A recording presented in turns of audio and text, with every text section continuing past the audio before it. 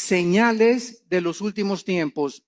En esta serie que iniciamos hoy, vamos a ver precisamente los 3 evangelios, porque Juan no se mete con la profecía. Vamos a ver Mateo 24, Lucas 21 y Marcos 13, que son los 3 evangelios donde en estos 3 pasajes el Señor Jesucristo es interceptado por sus discípulos después de estar viendo y maravillándose del templo que había levantado Herodes, y estaban con las piedras increíbles que valían con la moneda actual miles de dólares. Ante este escenario, los discípulos le hacen a Cristo 4 preguntas que vamos a ver que se encuentran en los 3 evangelios. Y Cristo comienza a desarrollar las respuestas de estas preguntas a través de los 3 evangelios. Ahora bien, ¿por qué en 3 evangelios se encuentran las respuestas de Cristo? Porque haz de cuenta que nosotros vemos un choque. Entonces yo veo el choque de frente como periodista y escribo, pues le sumieron toda la defensa delantera al carro. Otro periodista ve el choque del lado derecho. Él va a escribir, pues le sumieron la puerta y llegó hasta la puerta de atrás el choque. Otro periodista lo va a escribir de la parte de atrás, porque él vio el choque de la parte de atrás. Entonces, cuando se juntan los 3 reportajes ante un juez, ¿verdad? O ante un erudito en accidentes, se puede llevar a una conclusión de quién tuvo la culpa y cuáles fueron las causas de este accidente. Entonces, de esta manera, los 4 evangelistas, que son Mateo, Marcos, Lucas y el apóstol Juan, tienen los relatos de la Biblia de diferentes formas. ¿Por qué? Porque no vemos todos con la misma perspectiva, ni oímos igual cuando nosotros escuchamos algún mensaje. Por ejemplo, cuando algún predicador predica, tú le dices, ¿de qué habla el predicador? Y le preguntas a Juan, pues habló de esto y esto, él encontró una cosa. Y le preguntas a otra persona y te dice otro panorama del mensaje. ¿Por qué? Porque todos oímos de diferente forma, aunque es lo mismo, pero de perspectivas diferentes. Entonces, para que podamos entender por qué en 3 evangelios podemos nosotros poner realmente el contexto del mensaje de Cristo de los últimos tiempos. Vamos a ver ahorita, vamos a leer 2 pasajes, Mateo 24, del 1 al 3, y Lucas 21, del 5 al 7, para comenzar y tener el inicio de esta serie de conferencias que se los garantizo va a estar preciosa. He tratado de, así con lupa, con microscopio, examinar los versículos, profundizar lo más que pueda. Hemos dado muchos mensajes del Apocalipsis, de los últimos tiempos, de Daniel. Tenemos la serie de Daniel ahorita en la 2ª conferencia, creo que es la 15ª conferencia de todo el libro de Daniel, versículo por versículo, pero nunca había yo compartido en mis 37 años que tengo de compartir la palabra de Dios, nunca había compartido con tantos detalles lo que en esta serie va a estar involucrado. Así que está garantizado, ¿verdad?, que va a ser un estudio hermoso que nos va a dar muchísima luz y nos va a orientar claramente acerca de los últimos tiempos y las señales que debemos ya estar esperando para no confundirnos con tantos falsos profetas, tantos falsos apóstoles, tantos falsos milagros, y la cristiandad está, ¿verdad?, perdida por todos lados. Me acaban de informar que en Europa acaba de haber un congreso donde un personaje del Vaticano fue el orador, un congreso cristiano. Eso se llama el ecumenismo, o sea, la mezcla entre las otras religiones y el cristianismo y las filosofías orientales, la ensalada del chef. Entonces, esto es a donde se dirige la iglesia, es la apostasía y la ramera de Apocalipsis 17. Se diluye completamente la verdad cuando se mezcla con la mentira. Entonces, la verdad de Dios, ¿verdad?, es inalineable. La verdad de Dios tiene una consistencia que no se puede mezclar con nadie. Por eso, la Biblia es la verdad. Y solamente en la Biblia podemos encontrar nosotros las respuestas verdaderas a lo que nosotros estamos buscando en la vida. En Mateo 24, versículos del 1 al 3, dice así: cuando Jesús salió del templo y se iba, se acercaron sus discípulos para mostrarle los edificios del templo. Respondiendo él, les dijo: ¿veis todo esto? De cierto les digo que no quedará aquí piedra sobre piedra que no sea derribada.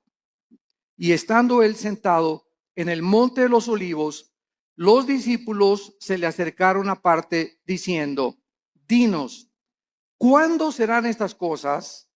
¿Qué señal habrá de tu venida y del fin del mundo? Respondiendo él les dijo: mirad que nadie los engañe. Veamos ahora en Lucas, capítulo 21, versículos del 5 al 7, la otra perspectiva de Lucas, de cómo oyó lo que Jesús dijo. Lucas 21, del 5 al 7. Y a unos que hablaban de que el templo estaba adornado de hermosas piedras y ofrendas votivas, dijo: en cuanto a estas cosas que veis, días vendrán en que no quedará piedra sobre piedra, que no sea destruida. Y le preguntaron diciendo: maestro, ¿cuándo será esto? ¿Y qué señal habrá cuando estas cosas estén para suceder? Lo primero que ahorita cualquier estudiante de la Biblia acaba de captar es que son preguntas diferentes. Y vamos a ver que hay 4 preguntas, hay otras en Marcos, pero unas están relacionadas con la destrucción del templo. Esto es muy importante. Vamos a comenzar ya a explicar esto. 2 preguntas están relacionadas con la destrucción del templo y 2 preguntas están relacionadas con las señales antes de que Cristo regrese. Entonces, el Señor Jesucristo estaba en el templo el día antes de su muerte, todo el día, y antes de su arresto. Y los líderes religiosos de Israel en este momento no dejaron un solo minuto en atacarlo, en lanzarle preguntas capciosas. Y aquí ya estaba completamente determinado que los líderes de Israel rechazaron completamente al Mesías. Y al finalizar este día, algo quedó muy claro: Israel rechazaba a Jesucristo como el Mesías. Y después de abandonar el templo, entonces él anuncia lo que acabamos de leer. ¿Ven este templo tan hermoso que adoran todos y estos edificios tan hermosos? Yo les digo que van a desaparecer y van a ser destruidos. Ahora, esta catástrofe de la destrucción que Cristo estaba profetizando, ¿cuándo se llevó a cabo? Esta respuesta fue 70 años después de Cristo, cuando Vespasiano, el emperador romano, envía a Tito, su hijo, general romano, y sitian Jerusalén y no dejan piedra sobre piedra. Esta consecuencia de la destrucción del templo era por el orgullo de los judíos, que estaban completamente ensoberbecidos por la belleza arquitectónica de ello y por haber rechazado al autor de la salvación y no la construcción externa que ellos comenzaron a adorar. Veamos entonces estas 4 preguntas, porque los discípulos quedaron desconcertados cuando Cristo dijo: el templo será destruido. ¿Cuándo será la destrucción del templo? Pregunta número 1. Esta la hace Mateo, la hace Marcos y la hace Lucas. La segunda pregunta: ¿cuál será la señal de la destrucción del templo? O sea, primero, ¿cómo será la destrucción del templo o cuándo? Y segundo, ¿hay alguna señal para que sepamos que el templo va a ser destruido? Estas preguntas están relacionadas con el templo, como lo vimos anteriormente. Y la tercera y la cuarta es: ¿cuál será la señal de tu regreso? Esta pregunta la hace Mateo y la hace Marcos. Dinos una señal de cuándo vienes, Jesús. Y la cuarta pregunta: danos una señal de que estamos en los últimos días, de que nos encontramos nosotros ahora en esta generación. Y estas preguntas, como dijimos ya, están divididas en los 2 grupos. Las primeras 2 relacionadas con la destrucción del templo que tuvieron lugar después de la primera venida de Jesucristo hace 2000 años. Entonces, las primeras preguntas son relacionadas después de que Cristo murió, y las otras 2 se van a cumplir antes de que Jesucristo regrese. Pero noten ustedes en Mateo 24, antes de que Cristo diga cualquier señal, esto es asombroso, la advertencia que les hace. Antes de contestar las preguntas proféticas, hace una advertencia a Jesucristo. Mateo 24, versículos 4 y 5. Respondiendo Jesús les dijo, miren que nadie los engañe. O sea, él no responde ninguna de las 4 preguntas todavía. Lo primero, antes, esto es importante, de responderles las preguntas, hace una advertencia. Miren que nadie los engañe. Porque vendrán muchos en mi nombre diciendo, yo soy el Cristo, y a muchos engañarán. Damas y caballeros, santos de Dios, muchos hemos relacionado esta respuesta de Cristo pues con los falsos profetas que han surgido, ¿verdad? Como Jim Jones y David Koresh y el Dalai Lama y el Maharashi, que fueron falsos profetas. Sin embargo, nos hemos equivocado en ubicar solamente a los falsos mesías y a los falsos cristos dentro del ámbito religioso. Y cuando nosotros conocemos la traducción de la palabra Cristo y Mesías, descubrimos que la palabra Cristo significa el ungido y el Mesías el señalado o escogido por Dios. Entonces, cuando Cristo dice, van a venir muchos en mi nombre engañando a la gente, vemos nosotros la historia principalmente en el siglo XX. Y hagamos un repaso de cuántos hombres en el siglo XX han tratado a través de la política y de la filosofía. Dejemos a un lado la religión, a través de la política y la filosofía han tratado de traer el paraíso al mundo. Han tratado de volver a restablecer un sistema de gobierno o una ideología en la que esa es realmente la solución para los problemas del mundo. Tenemos a Carlos Marx, que quiso traer el paraíso o el éxito a través de la lucha de clases. De que si la proletariado vencía a la burguesía, entonces la sociedad iba a vivir igualitariamente, equitativamente, y se iba a acabar la pobreza, y se iban a solucionar los problemas, porque el problema desde la perspectiva de él era traer el paraíso, traer una nación o un sistema o una ideología, que es la ideología marxista-leninista, para solucionar los problemas del mundo. Y hasta ahorita todavía, a pesar de que la historia nos muestra que ha fracasado, ¿verdad? Se sigue buscando porque el anhelo del hombre es recobrar el Edén. Lo que perdimos en el Edén está vivo dentro del corazón humano. Todos estamos buscando una mejor sociedad, más justicia, paz en el mundo, y tenemos 6,000 años de historia y no hemos visto ningún líder, ningún filósofo, ningún ideólogo, ningún político que haya podido decir, esta es la solución, este es el sistema perfecto, el gobierno perfecto, la filosofía perfecta. Todos han sido intentos de qué cosa? De tratar de un Mesías que es la persona, yo soy el que voy a traer realmente la solución, y así encontramos después de Marx, ¿verdad? Estamos Marx a Lenin, tenemos a Hitler, lo mismo, ¿verdad? No, vamos a crear una superraza aria y vamos nosotros a conquistar Europa, y todos tienen esta idea de abarcar territorio, conquistar los conquistadores, Alejandro el Magno, Aníbal, Carlomagno, Napoleón Bonaparte.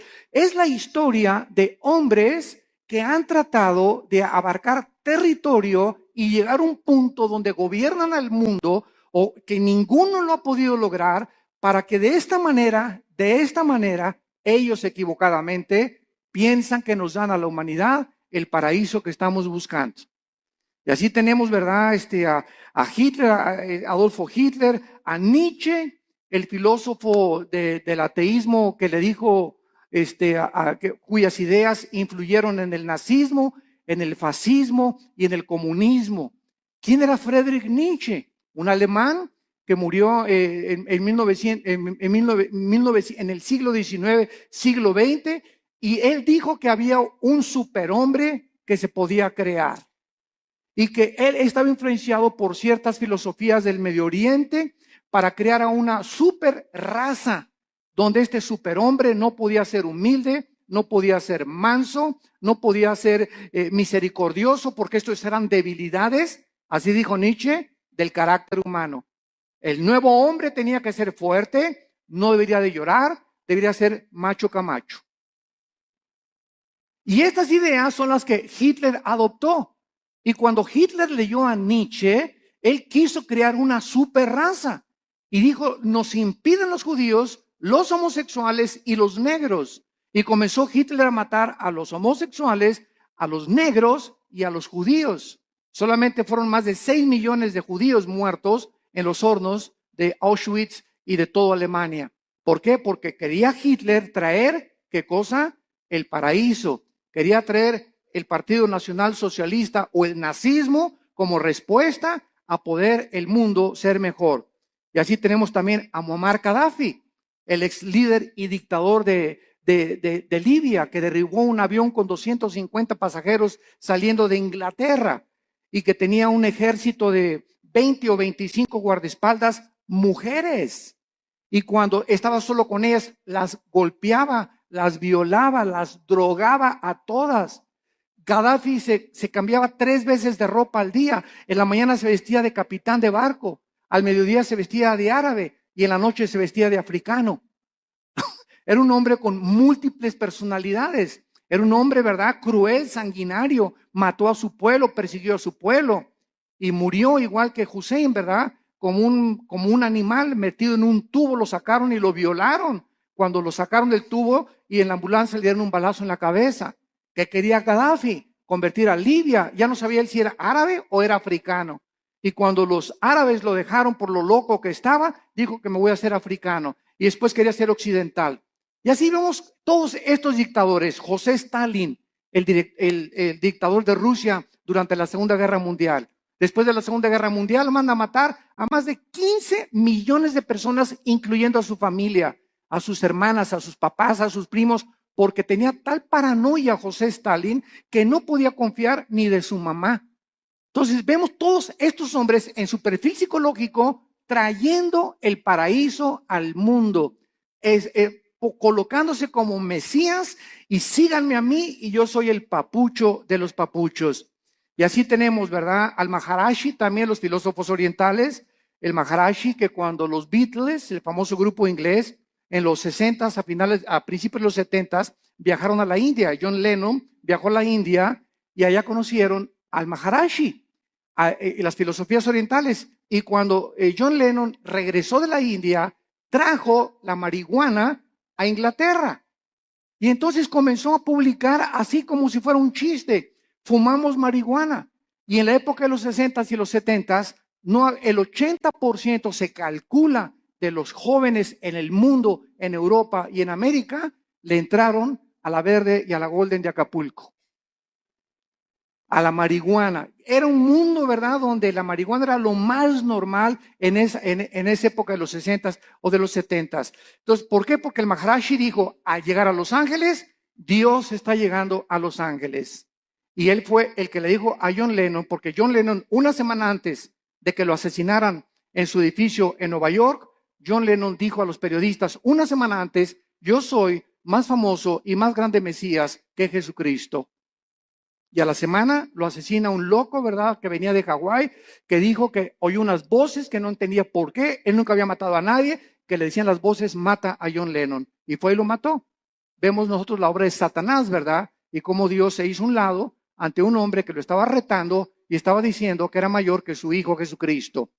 Y así tenemos a Jim Jones, que se llevó a 900 personas a la Guyana, 1978, junto a Venezuela en la Guyana. 995 personas les da a beber veneno con Kool-Aid, porque les decía que iba a venir la Tercera Guerra Mundial y que era mucho mejor morirse que poder que seguir viviendo, y todos se bebieron el veneno. Llegaron y encontraron a todos boca abajo, ¿verdad? 995 personas que este hombre las engañó y les dijo que él era Dios, que él era un Mesías. Cuando llegaron a la Guyana les dijo a los esposos, sus esposas son mías. ¿Quién, te preguntas, en sus 5 sentidos puede entregarle su esposa a un loco? O para que se le entregues tienes que estar igual de loco o más loco que la persona que te la pide. Entonces vemos que esto es posible en la naturaleza humana, que se llega a un grado donde se pierde completamente la coherencia, la racionalidad, la inteligencia, la lógica, y así encontramos cantidad de líderes que tienen un harén de 4 o 5 muchachas, y las muchachas están convencidas que él es el Mesías, como Charles Manson, el que mató a Sharon Tate, la esposa de Roman Polanski, en Los Ángeles, California, que comenzó Charles Manson a tener un ejército de muchachitas, se dormía con todas, y un día se levantó y dijo, tenemos que matar a una persona. Fueron a la casa de esta famosísima artista china Sharon Tate, la acuchillaron, estaba ahí embarazada, y pusieron puercos con sangre en las paredes. Claro que está ahorita en la cárcel, ¿verdad? Se tatuó aquí la suástica de Hitler, la tiene tatuada Charles Manson, y ¿verdad? Pues está completamente loco. Lo mismo, él quería establecer el paraíso con ese grupo de personas. Jim Jones quería establecer el paraíso allá en la Guyana, y todos estos hombres han tratado de decir, nosotros tenemos la solución. Y solo hay un hombre que dijo, yo soy el camino, la verdad y la vida. Un solo hombre ha atrevido a decirse, yo soy el camino, y lo ha demostrado con su vida, con su muerte y con su resurrección. Miren que nadie los engañe, porque vendrán cantidad de personajes políticos en el ambiente artístico, en el ambiente filosófico, en el ambiente religioso, ideológico, que van a traer disque soluciones y nuevas ideas para convencerlos que debemos de seguirlos a ellos. Y a muchos engañarán. Y así podemos seguir con esta lista interminable de personas que Cristo, antes de contestar, nos advierte. Cuidado cuando alguien diga, yo traigo la solución al mundo. O este sistema de gobierno es el adecuado. O esta forma es la adecuada. O el Maharashi, o el Dalai Lama, o el Jim Jones, o el Nietzsche, o filósofos, o Platón, o Sócrates.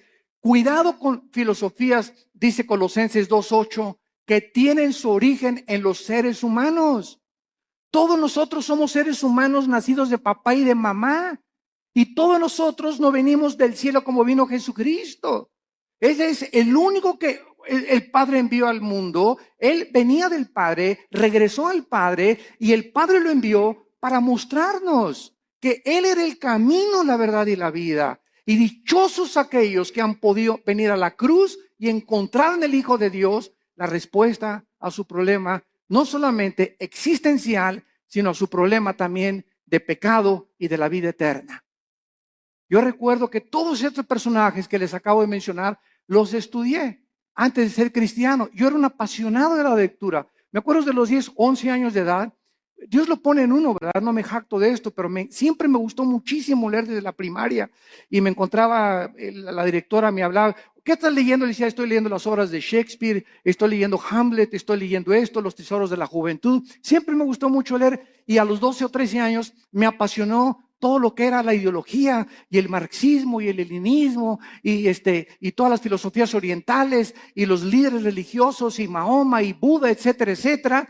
Y después de leer todo eso que leí, ¿verdad? Me encontraba a los 24, 25 años de edad completamente confundido, en un problema existencial tremendo. Me traté de quitar la vida más de 2 veces, ya no quería seguir viviendo, no encontraba la respuesta. Me di cuenta que este sistema era una hipocresía, que esta era una hipocresía, que las religiones eran una hipocresía, hasta que encontré a mi hermano Alejandro, que me dijo, Armando, quiero presentarte a un hombre. Le dije, ¿quién? Los he estudiado a todos. Y mi hijo se llama Jesús de Nazaret.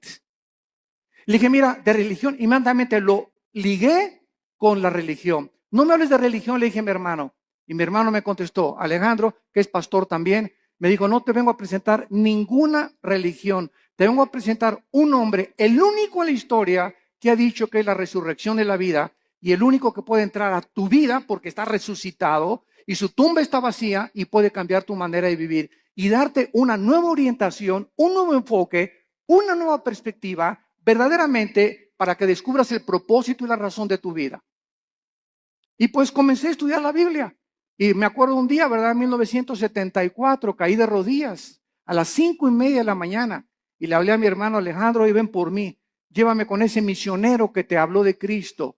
Ya no puedo. Y me acuerdo que en 1974, a las 5:30 de la mañana, estaba en la oficina de este misionero bautista norteamericano, caí de rodillas, él mostraba la Biblia, la paga del pecado y la muerte, la vida eterna es de Jesucristo. Y cuando me comenzó a enseñar así la Biblia, sentí, ¿verdad? Como que saltaban las páginas y al ver así la Biblia, como que las letras se salían y sentí algo que nunca había sentido y sentí una convicción de pecado, de lo sucio que estaba y de lo endemoniado que al Gadareno haber sido Pinocho junto con los que yo traía, que caí de rodillas llorando y le dije, Señor, perdóname, tú eres el Cristo y eres la razón por la cual yo nací y realmente tú tienes la respuesta a mi problema existencial. Te prometo que te sigo con todo mi corazón. Y en ese momento yo había llegado al final de mi búsqueda. Ya no tenía a nadie a quien buscar. Lo que realmente, el vacío que tenía yo, el vacío que han tenido todos esos líderes, el vacío que existe en la gente, es el vacío que solo Jesucristo puede llenar en tu vida y en tu vida y en tu vida. No hay nadie más, ni sigas buscando más, porque vas a seguir una búsqueda completamente vacía y completamente que no te va a satisfacer jamás. Cuando tú llegues a Jesucristo, has llegado al hombre que realmente tiene las respuestas a tu problema de dónde venimos, quiénes somos y a dónde nos dirigimos. Y es maravilloso, ¿verdad? Cuando estudiamos a Jesucristo, que venimos a estudiar una persona que nos da respuestas que trascienden completamente la lógica y la inteligencia humana. Y precisamente como él dijo, mis pensamientos no son vuestros pensamientos, ni mis caminos son vuestros caminos. Al venir a la Biblia, nos estrellamos, chocamos con la mente de Dios porque no es nuestra mente. Y por eso el hombre natural, como dice 1 Corintios 2, no entiende las cosas de la Biblia. Y llegan por acá y, ay, ¿por qué tanta sangre? ¿Y por qué Dios mandó matar a los cananitas? Y aquí hay una contradicción. Y aquí hay esto. ¿Por qué? Porque en su mente, en su actitud, no están buscando la verdad. Están tratando de encontrar errores que existen en su limitación intelectual. Entonces, el problema no es el problema de Dios. El problema es el problema de nosotros, que somos como caracoles, como garbanzos, como renacuajos comparados con la inmensidad de la mente de Dios. Y que si vamos a comenzar a caminar con Dios, tenemos que caminar de rodillas detrás de Él, de rodillas. No se puede, dicen que la puerta del cielo es una puerta chaparrita, porque solamente entran los que se arrodillan. Pero si quieres entrar parado, te vas a estrellar. Porque es la soberbia intelectual del ser humano la que le impide poder encontrar la verdad. Y fue la razón por la cual los líderes de Israel rechazaron a Jesucristo. Este viene a cambiar nuestra religión. Este viene a amenazarnos. Es una amenaza. Tenemos que eliminarlo, porque si no, no podemos nosotros seguir estableciendo el paraíso a través de las religiones. Y las religiones, todas las religiones, conducen a la muerte. Porque el cristianismo no es una religión, es una relación personal, viva, dinámica, orgánica con alguien que vive en este momento y que quiere entrar a tu vida. Muy bien.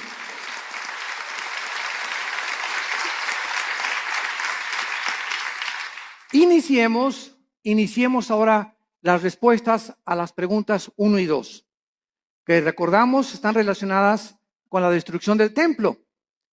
El Señor Jesús no contestó estas primeras dos preguntas en Mateo 24, pero lo hizo claramente en Lucas 21 y en Marcos 13, en cuanto a cuándo sería la destrucción del templo. Y estos pasajes que vamos a leer ahorita son claramente distinguidos de los últimos días, o sea, en respuesta a cuándo se iba a destruir el templo, vuelvo a repetir, sucedió antes de que Él regresara y después de su muerte. Las otras dos preguntas tienen su respuesta hasta antes de que Él venga en su segunda venida. Las señales del fin del siglo y las señales del regreso del Hijo de Dios. Vamos a Lucas 21 y veamos otra vez la pregunta de los discípulos. Versículo del 12 al 19. Y vean ustedes la respuesta que da Jesús en Lucas. No la dio en Mateo, la dio en Lucas esta pregunta. Esta respuesta a esta pregunta. Lucas 21 del 12 al 19. Pero antes de todas estas cosas, os echarán mano y os perseguirán y os entregarán a las sinagogas y a las cárceles, y seréis llevados ante reyes y ante gobernadores por causa de mi nombre. Y esto será ocasión para dar testimonio. Proponer en vuestros corazones no pensar antes cómo habéis de responder en vuestra defensa, porque yo os daré palabra y sabiduría, la cual no podrán resistir ni contradecir todos los que se opongan. Mas seréis entregados aún por vuestros padres y hermanos y parientes y amigos, y matarán a algunos de vosotros, y seréis aborrecidos por todos por causa de mi nombre, pero ni un cabello de vuestra cabeza perecerá. Con vuestra paciencia ganaréis vuestras almas. Muy bien, vemos nosotros que cuando no entendemos qué respuesta está dando Jesucristo, creemos que esto se aplica para nuestra época. Y esta respuesta de Cristo, ¿verdad? Estos versículos describen lo que sucedería antes de la destrucción del templo. O sea, entre la muerte de Cristo y la destrucción del templo pasaron 70 años, porque fue en el año 70 después de Cristo cuando el general Tito, los romanos, arrasaron Jerusalén. Entonces Cristo está describiendo ahorita lo que iba a suceder inmediatamente después de su muerte y antes de la destrucción del templo. Y les advierte claramente, escuchen esto, abran los oídos, esto es a los judíos, porque fue en Jerusalén y en Samaria donde el evangelio comenzó a propagarse, les advierte de la gran persecución que vendría contra ellos. Noten el versículo 12 de Lucas 21 la palabra sinagogas. Aquí, por esta razón, esta palabra es una clave para descubrir que está hablándoles a los judíos, porque está diciéndoles, los entregarán sus propios hermanos. Los mismos judíos, vamos a verlo más tarde, en el libro de los Hechos, fueron los judíos los que comenzaron a perseguir a los seguidores de Jesucristo. Y veamos nosotros en Marcos 13, versículo 9, Marcos 13, 9, pero mirad por vosotros mismos, porque os entregarán a los concilios y en las sinagogas os azotarán.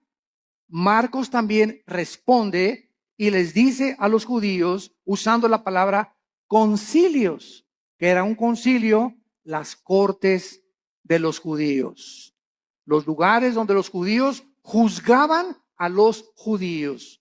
Entonces, tanto Marcos como Lucas está diciéndonos, ¿verdad?, que antes de la destrucción del templo, ellos iban a ser perseguidos. Veamos rápidamente esto en el libro de los Hechos. El apóstol Pablo fue llevado ante Félix, el gobernador romano, para ser interrogado. Hechos 23 y Hechos 24. Y después Pablo apeló para ir al César. Hechos 25. Después de la destrucción del templo, los judíos continuaron siendo perseguidos, los judíos, por muchos siglos. Pero miles de judíos se convirtieron a Cristo durante los primeros siglos. Veamos rápidamente algunos ejemplos. Hechos 2:41. Así que los que recibieron su palabra, está hablando de los judíos, fueron bautizados y se añadieron aquel día como 3,000 judíos convertidos inmediatamente después de la resurrección. Capítulo 4, versículo 4 del libro de los Hechos. Pero muchos de los que habían oído la palabra creyeron, y el número de los varones era como 5,000. De 3,000 se agregaron 2,000 más conversiones de los judíos. Capítulo 6, versículo 7. Y crecía la palabra del Señor, y el número de los discípulos se multiplicaba grandemente en Jerusalén, y los sacerdotes, muchos también de ellos, obedecían a la fe.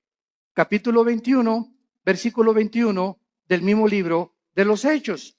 Y dice así: cuando ellos lo oyeron, glorificaron a Dios y le dijeron: ya ves, hermano, cuántos millares de judíos hay que han creído y todos son celosos por la ley. Pero al mismo tiempo que miles de judíos se convirtieron, fueron también los mismos judíos los que comenzaron a perseguirles a ellos. Y amados santos de Dios, sucede lo mismo dentro del cristianismo. Los ataques más grandes que tenemos en la iglesia cristiana son de muchos que se dicen nuestros hermanos en la fe. Qué triste, ¿verdad?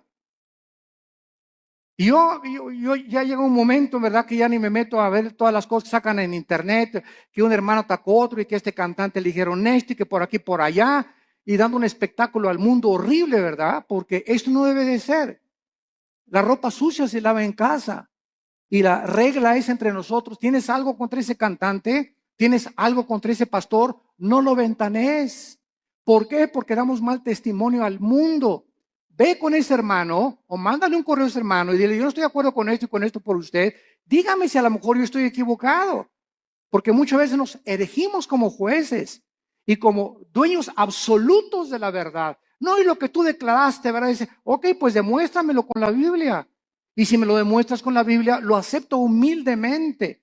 Porque no hay un solo hombre más que Jesucristo. No ha existido nadie que sea perfecto, ni que tenga todo el horizonte de la verdad en posesión de él. Jeremías conocía algo de la verdad, Isaías otra cosa, Habacuc otra cosa, Zacarías otra cosa, Malaquías otra cosa, Lucas vio las cosas diferentes, pero todos teníamos o tenemos, ¿verdad?, la misma consistencia de la verdad y las mismas verdades esenciales, pero vistas de otras maneras. Hay hermanos nuestros que dicen, ¿verdad?, tú vas a su iglesia que necesitas hablar en lengua, si no, no tienes al Espíritu Santo. Así están viendo ellos algunos versículos que así les han enseñado. Y ellos no se han puesto a ver la verdad.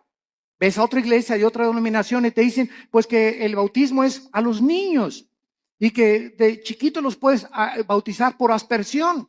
Así ellos ven el bautismo. Otros no, ¿verdad? No, tienes que someterte debajo del agua para realmente ser bautizado conforme a la Biblia. Otras iglesias creen que los cristianos pueden tener demonios. Otros dicen que un cristiano no puede tener demonios. Todas estas cosas no son esenciales. No, o sea, el día que estemos en el cielo, me voy a encontrar un hermano que me dijo que yo que tenía que hablar en lenguas y va a estar conmigo en el cielo. Me voy a encontrar a los hermanos que creían que tenía demonios y a los que no creían que tenía demonios.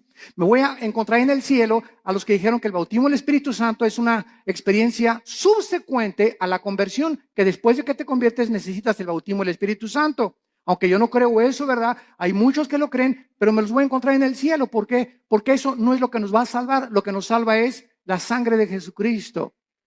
La salvación por la gracia de Dios y que sin ninguna obra de la ley recibimos nosotros el perdón de pecados. Mientras tú creas estas verdades esenciales, estas demás cosas en las que estamos peleando, ¿verdad?, no son esenciales. Y es importante que todos tengamos otra perspectiva, porque así la tenían los discípulos. Pedro y Juan le dijeron un día a Cristo que caiga fuego del cielo y vamos a matar a estos infelices, ¿verdad? Los hijos del trueno, los hijos del Zebedeo les llamaron. Los otros discípulos no eran así.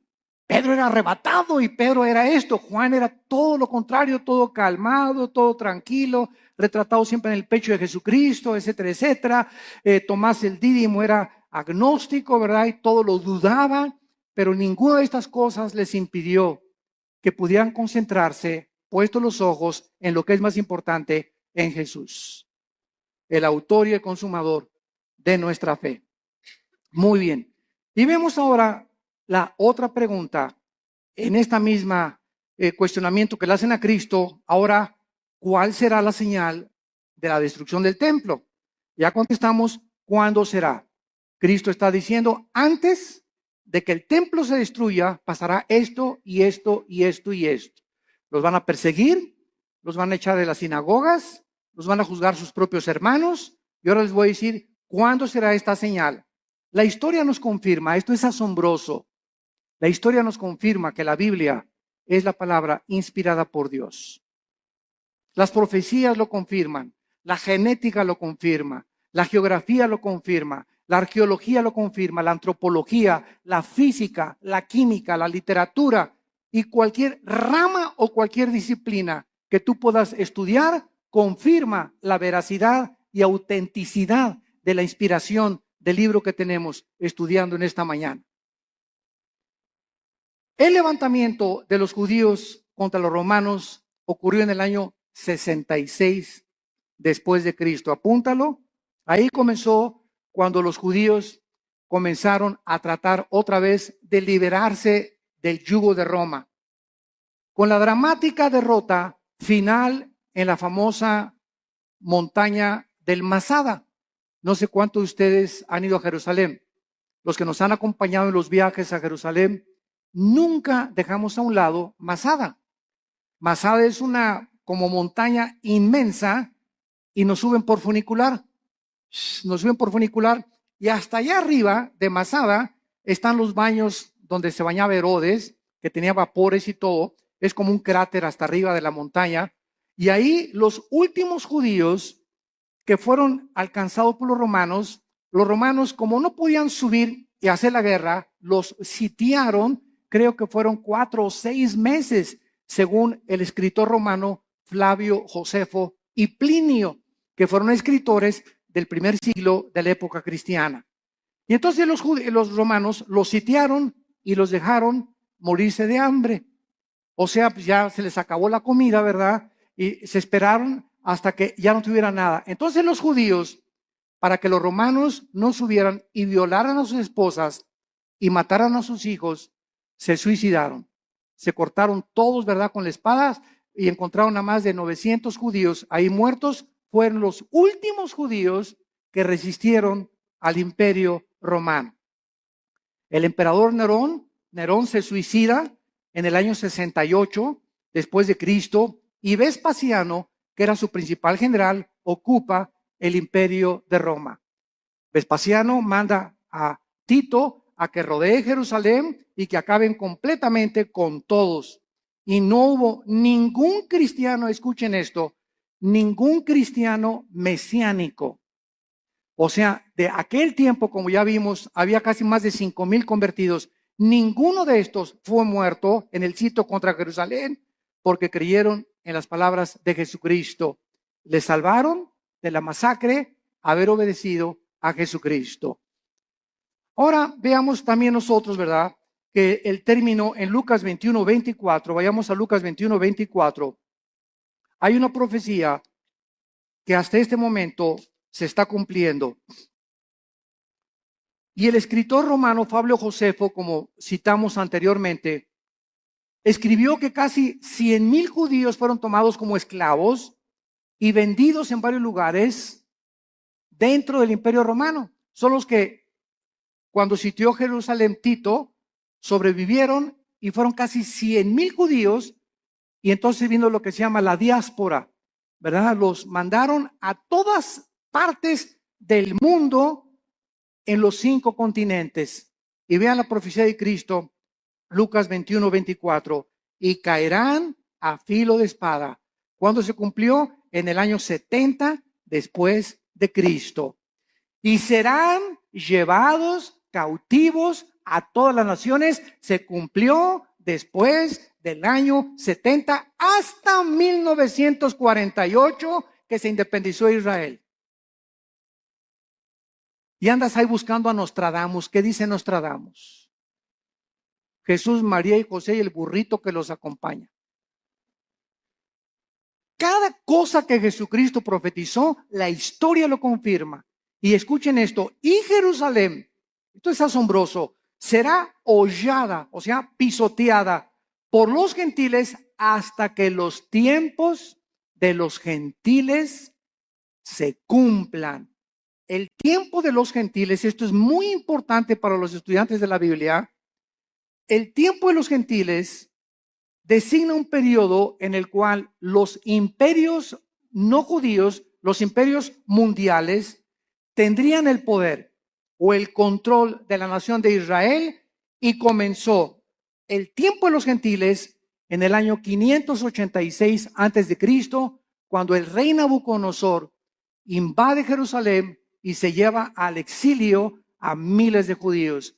Desde el año 586 hasta 1948, para ser exactos, el 14 de mayo, la nación de Israel, después de casi 2,000 años de haber sido dispersada por todos los continentes, para que se cumplieran las palabras de Jesucristo ante los ojos expectantes del mundo. Se reúne Israel y el 14 de mayo se declara la libre nación soberana independiente de Israel.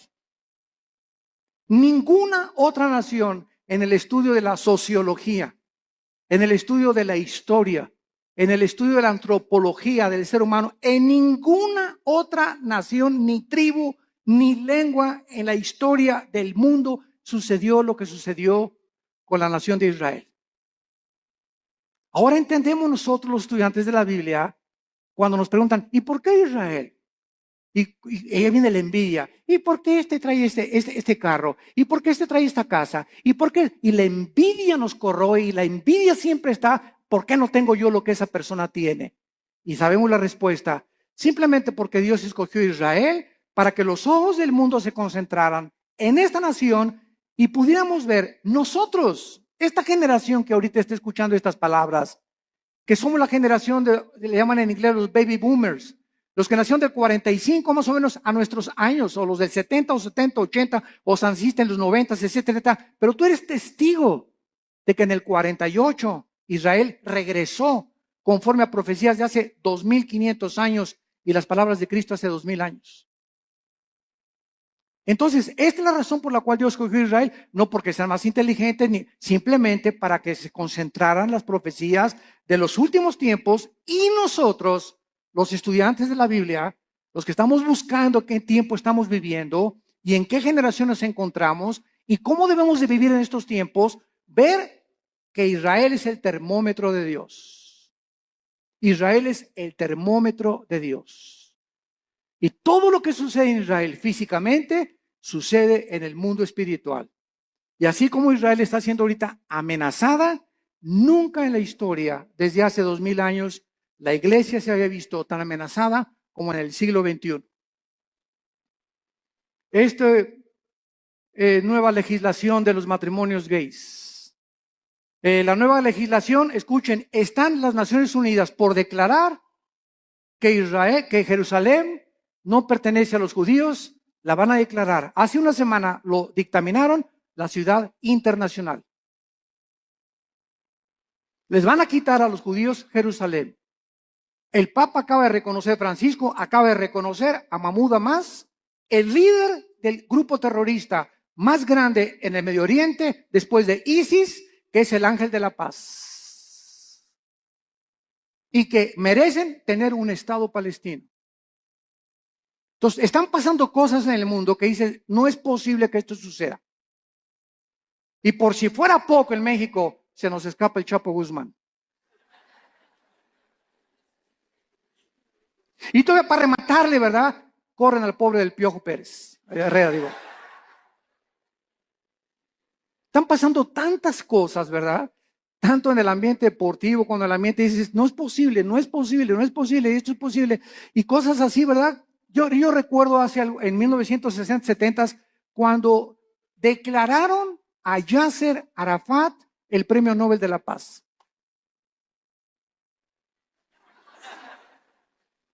¿Cómo es posible que al más grande líder terrorista, que en 1972 mató a más de 15 atletas judíos en Berlín, en las Olimpiadas en Múnich, en Berlín, en Alemania, cómo es posible que lo hayan declarado el Premio Nobel de la Paz? ¿Cómo es posible que ayer perdió el América? Es otra cosa, ¿verdad? Después nos peleamos por eso. Bueno, vemos entonces claramente que Jesucristo está hablando claramente y ahora va a contestar las preguntas 3 y 4. Vamos a Mateo otra vez y vemos nosotros en Mateo que en respuesta a estas preguntas, Cristo comienza a describir varias señales que aparecerán antes de que Él regrese. Como guerras a gran escala, pestes, hambres, terremotos, martirio de creyentes, falsos profetas, odio y poco amor entre los cristianos. Mateo 24, versículos del 4 en adelante. Respondió Cristo, mirad que nadie los engañe. Ya vimos esta advertencia detenidamente, porque vendrán muchos en mi nombre diciendo yo soy el Cristo, oirán de guerras y rumores de guerras. Aquí nos detenemos rápido Todo esto lo vamos a examinar con muchísimo detalle. Y vamos a ver cuántas guerras ha habido. Porque muchas guerras siempre ha habido. Muy bien, estoy de acuerdo contigo. Pero nunca hasta el siglo XX se formó la Primera Guerra Mundial. 1914-1917. No fue hasta el siglo XX. Y años después, en 1939 al 45, la Segunda Guerra involucra a las naciones del mundo. Y de la Segunda Guerra Mundial a nuestros días, que se formó la famosa Naciones Unidas para tratar de impedir bombas atómicas como las que soltaron en Hiroshima y en Nagasaki en 1945, ha habido más de 350 revoluciones y golpes de Estado. Y ahorita el mundo se encuentra al borde de una guerra nuclear. Con nuestra tecnología y nuestros estudios científicos y el ateísmo y toda la soberbia del hombre, nos encontramos al borde de nuestra propia autodestrucción. Y si no lee el periódico de ahorita, el Reforma, el de mañana, que ya comenzó la Guerra Fría, Rusia está mandando aviones bombarderos rodear Canadá y Estados Unidos. Estados Unidos mandó hace 2 semanas 235 tanques a Ucrania y a Crimea. Están mandando ahorita F-16 y F-22 también a Europa porque creen que realmente Putin va a tratar de apoderarse de Estonia, de Eslovenia, de Lituania, para poder conquistar todo el sur de Europa y comenzar a expandir su poderío. Y como Putin apoya a Irán, y detrás de ellos está la China, y son los 3 principales miembros del Consejo de Seguridad de las Naciones Unidas, el mundo se encuentra ahorita bajo estas 3 naciones.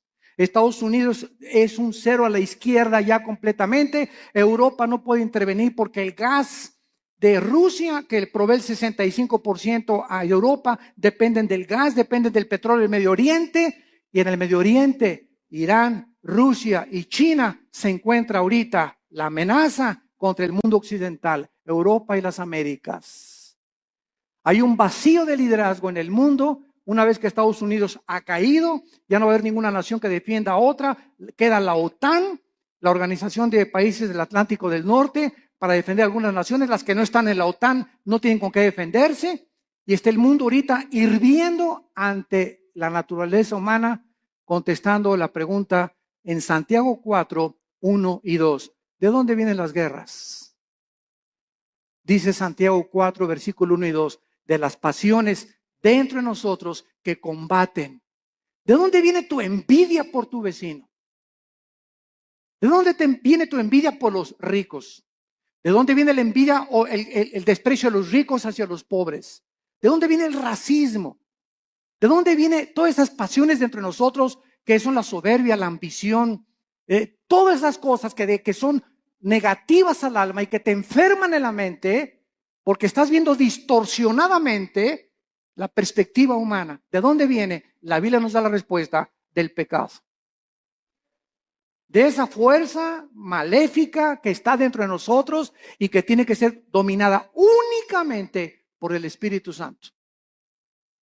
Y mientras tanto puedes ir a Alcohólicos Anónimos, Neuróticos Anónimos, Marihuanos Anónimos, al psicólogo, al psiquiatra. Puedes hacer todas las panaceas que estés buscando para poder encontrar que le quiten la locura a mi hijo, que cambien la marihuana a mi hija, que mi hija no sea prostituta. Podemos ir a buscar miles de cosas. No hay nada en el mundo más que la sangre de Cristo que cambia el corazón humano. Todo lo demás son panaceas y esfuerzos inútiles de poder transformar al ser humano en un ser altruista, amable, considerado, perdonador, sin envidia, sin ambiciones, sin avaricia.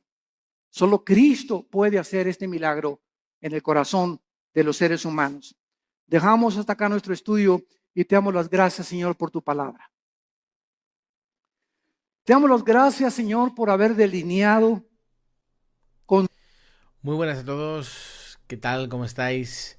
Quiero que ahora mismo puedas poner en el chat de dónde estás viendo este directo, este vídeo, de dónde nos estás viendo aquí en este directo. Y también quiero que veamos la segunda parte, porque esta parte me ha parecido muy interesante. Es la parte número 1 del estudio de las señales de los últimos tiempos, y vamos a ver la parte número 2. Creo que ha sido muy interesante, y aquí está la parte número 2 de este estudio. Y dejadme en los comentarios de dónde nos estáis viendo, si tenéis alguna pregunta, alguna sugerencia, petición de oración, dejadlo en los comentarios, porque luego pues estaremos hablando un rato.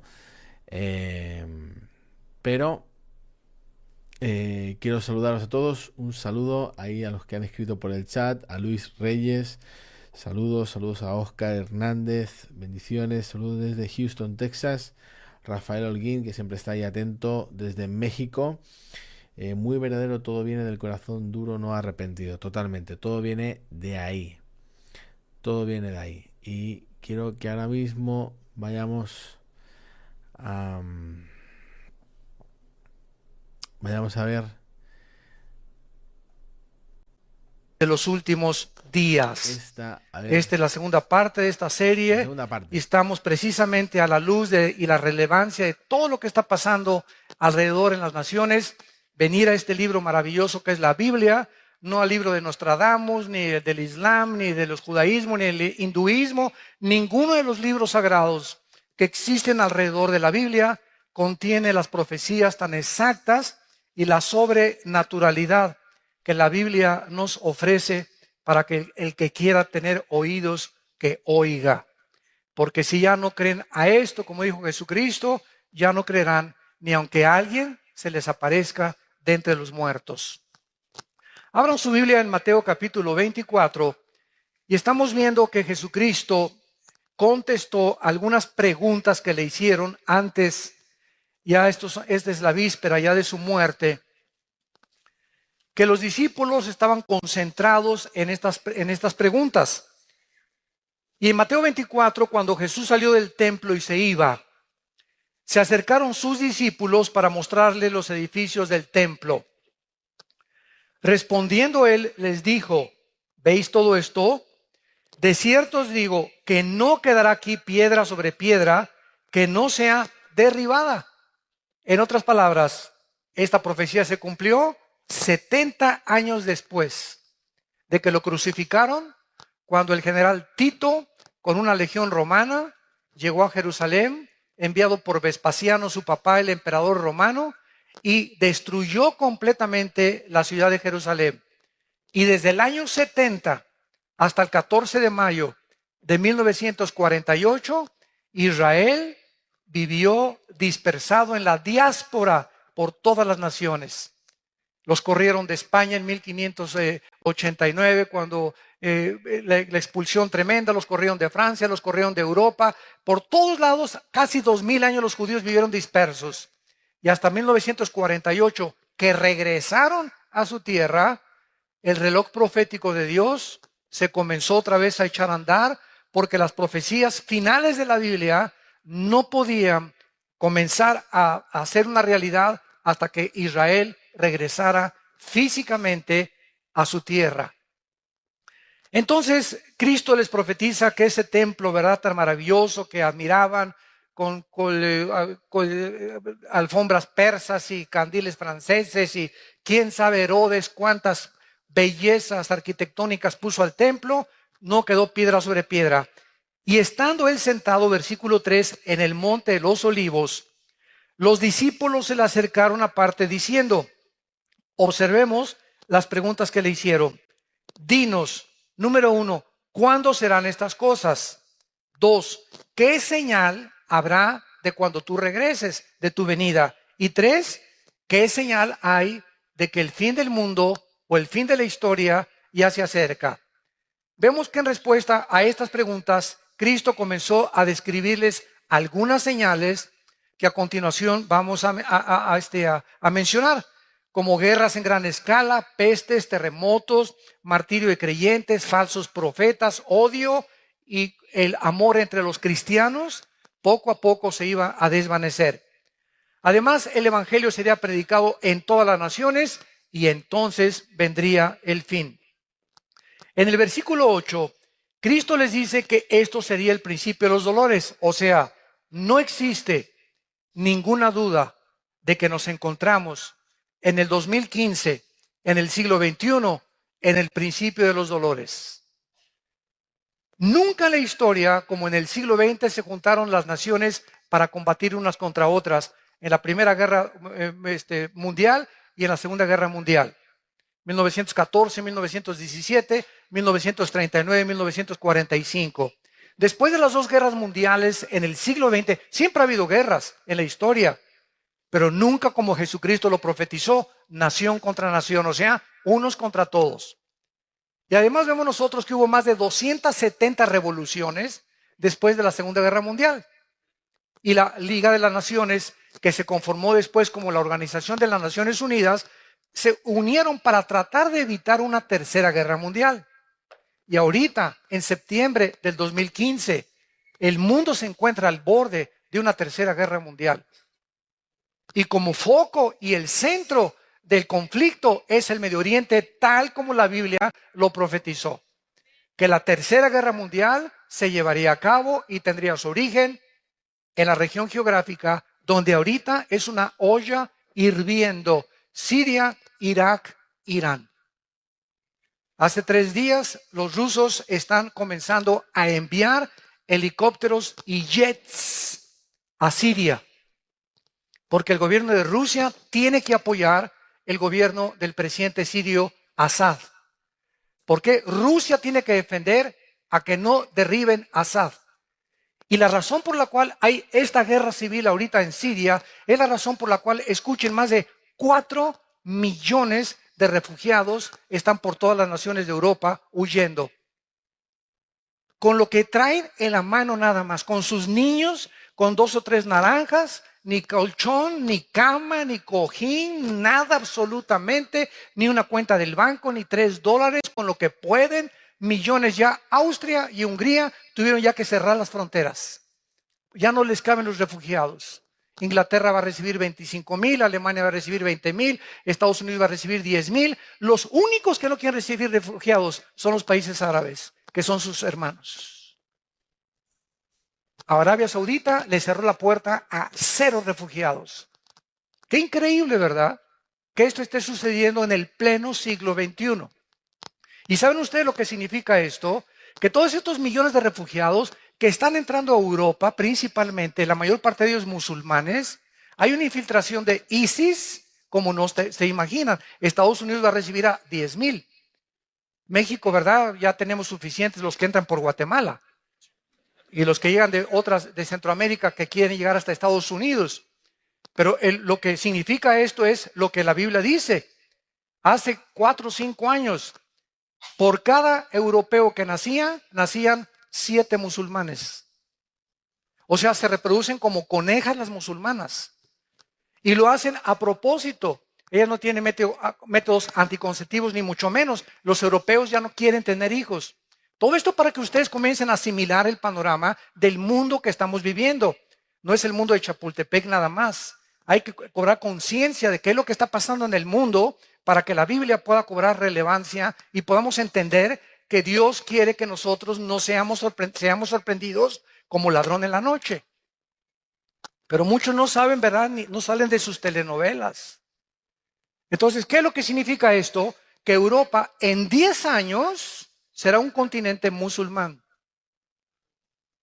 En Inglaterra hay más iglesias musulmanas, mezquitas, que iglesias cristianas y católicas. Nada más en Inglaterra. Compraron todas las iglesias cristianas y evangélicas, la mayor parte que existen en Inglaterra y en el Reino Unido. Ahora, ¿qué pasa si Europa se convierte en todo musulmán? Es interesante que la Biblia nos muestra que el anticristo va a surgir de la región de Siria e Irak en el capítulo 8 de Daniel. Los que estamos estudiando Daniel lo hemos comenzado ya a descubrir. El anticristo no va a surgir de España, no es el príncipe Felipe, ni Barack Obama, ni es el Papa, etcétera, etcétera. El anticristo va a surgir entre Siria e Irak. Y el anticristo va a ser judío musulmán. ¿Cómo está eso? Había un debate hace 3 o 4 años. A mí que me ha gustado siempre escudriñar la escatología bíblica, o sea, las profecías.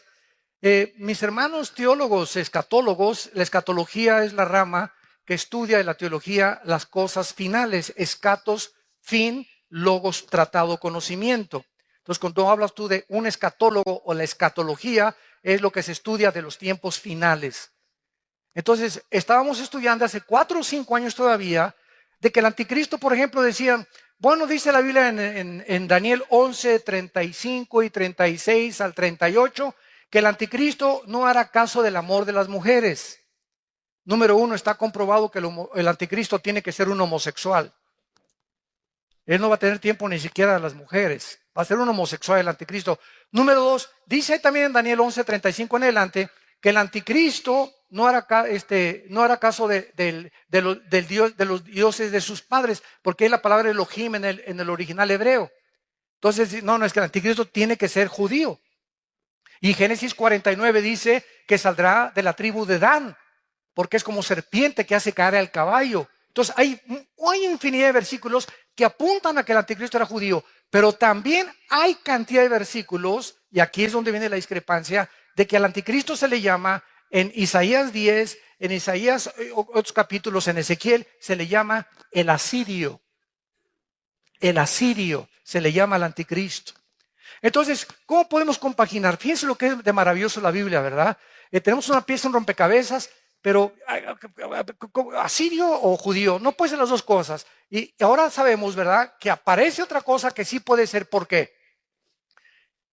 Hace 2700 años, o sea, 700 años antes de Cristo, los asirios se llevaron cautivas a las 10 tribus de Israel a Siria en el año 722 antes de Cristo. Síganme con cuidado. Desde el año 722 antes de Cristo, estamos hablando de hace 2722 años hasta la fecha, esas 10 tribus de Israel se mezclaron con el mundo entero. Y por eso hay ahorita muchos en México que sin saberlo son de ascendencia judía. El apellido Pérez, por ejemplo, es judío. Díaz, González, los EZs tienen mucha relevancia con el Medio Oriente. Y hay italianos judíos, hay nicaragüenses, sin que lo sepan ellos, hondureños. Hay negritos en Etiopía judíos. Entonces, el judaísmo no es solamente las personas que están en Israel, porque las 10 tribus se mezclaron con el mundo entero. Y fue precisamente en Asiria donde está el conflicto ahorita. Entonces, el anticristo tiene que ser forzosamente judío, pero al mismo tiempo musulmán. Porque para que él gobierne Europa, y si en 10 o 15 años Europa es un continente musulmán, nadie va a obedecer al anticristo con otra religión. Además, en Apocalipsis 20, versículo 3 y 4, dice que el anticristo va a decapitar a las personas y la única religión que le corta la cabeza a la gente son los musulmanes, el Islam. Y es precisamente lo que Bagdadi, el jefe de ISIS, ahorita en Irak, está haciendo, decapitando a todas las personas. O sea, ¿qué instrumento usará el anticristo? No va a usar la silla eléctrica, no va a usar el fusilamiento, no va a usar la horca. Para los que se nieguen a sellarse con el 666, el anticristo va a usar la decapitación. Y es interesante que se acaban de comprar más de 1 millón de guillotinas en Europa. Y Estados Unidos adquirió 125,000 guillotinas en los últimos 2 años. La pregunta es, ¿para qué? ¿Para qué? Todo se está completamente conformando, tal como la Biblia lo profetizó. Y Cristo quiere, a través de estas señales que estamos estudiando, y va a ser maravillosa esta serie, que veamos con versículo por versículo, con lupa, con microscopio, examinando la relevancia de los acontecimientos internacionales, buscando en la Biblia si coinciden con las profecías bíblicas, para unir las piezas del rompecabezas, para tener un panorama mucho más claro, para que podamos entender en qué tiempos nos encontramos. Y no son tiempos de temor, son tiempos donde al saber que está más cerca que nunca nuestra redención y que Jesucristo ya no tarda, es más rápido de lo que nos imaginamos, viene por nosotros, hagamos firme nuestra vocación y elección. ¿Verdad? Nos acerquemos más y más al Señor.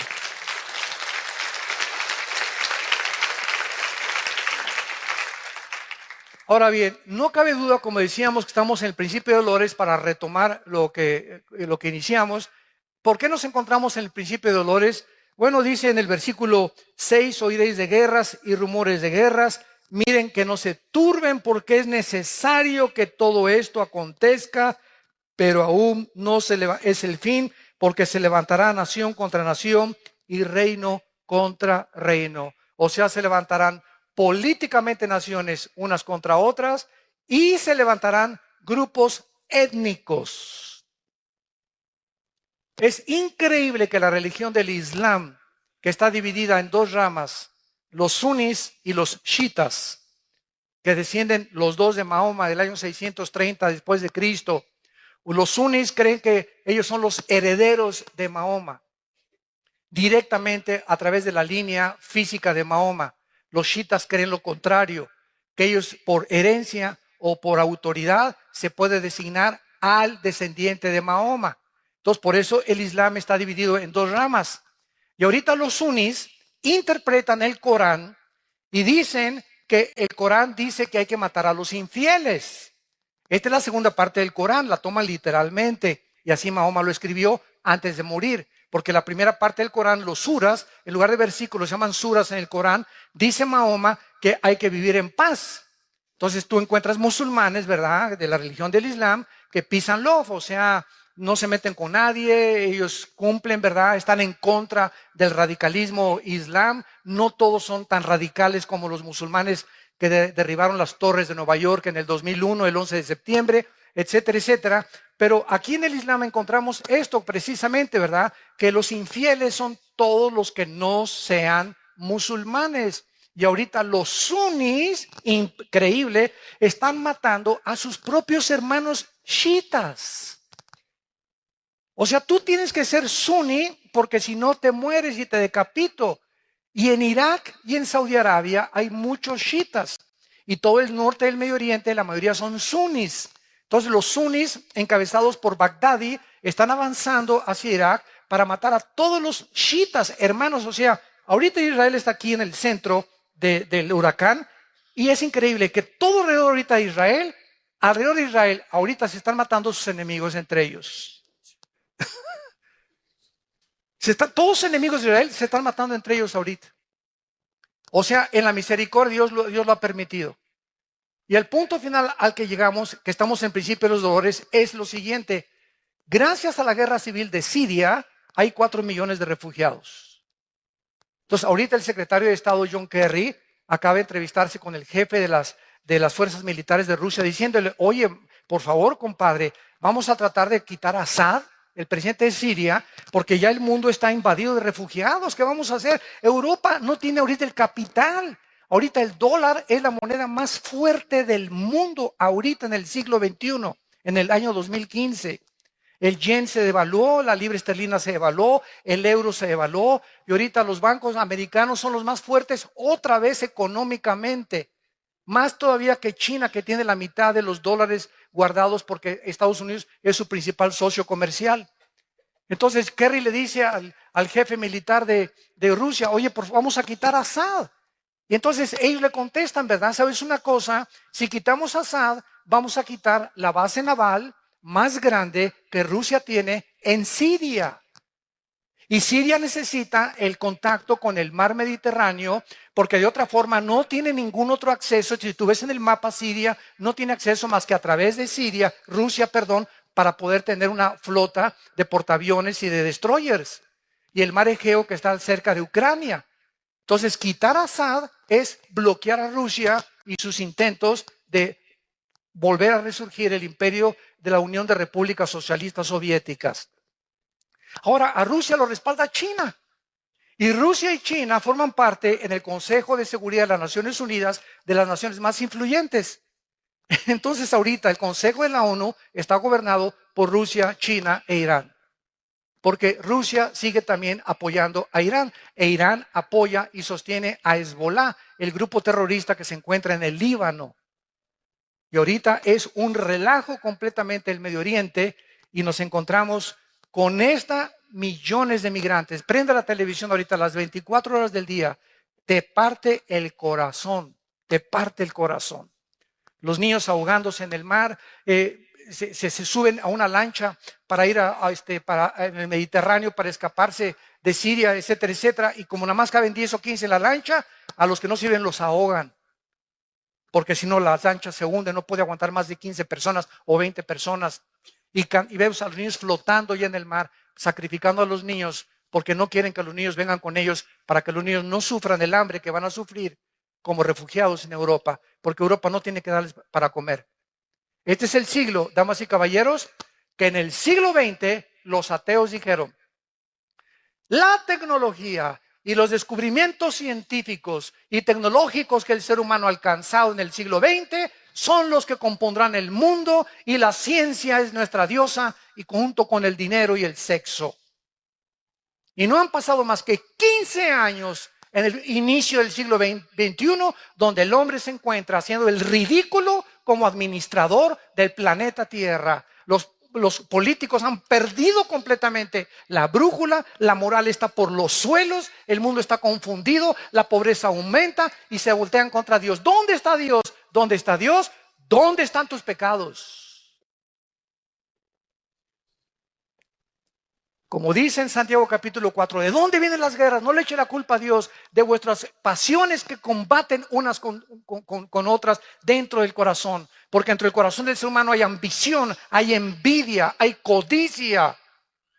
De tener más terreno, de combatir a esto, de tener mi imperio, de vivir para mí, para mis intereses.